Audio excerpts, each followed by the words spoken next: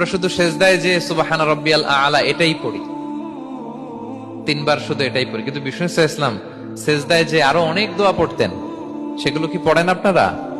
বিষ্ণু সাল্লাল্লাহু আলাইহি ওয়াসাল্লাম সুবহান রাব্বিয়াল আ'লা এর পাশাপাশি তিনি সিজদায় যেয়ে পড়তেন সুবহানাকা আল্লাহুম্মা রাব্বানা ওয়া বিহামদিকা আল্লাহুম্মা ইগফিরলি। এটা জানি না আমরা অনেকে।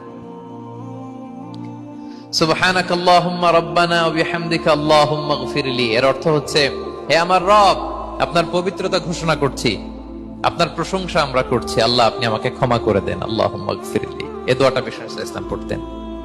এছাড়াও বিষ্ণুই পড়তেন সুবহুন কুদ্দুসুন রব্বুল মালাইকাতি ওয়ার রূহ, সকল ফেরেশতাদের অধিপতি রব, সবচেয়ে বড় ফেরেশতা যার 600 পাখা, জিবরাইলের রব, সেই রবের প্রশংসা আমি করছি।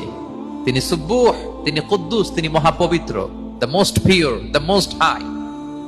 এভাবে বিষ্ণু সাল্লাল্লাহু আলাইহি ওয়াসাল্লাম আল্লাহর প্রশংসা করতেন।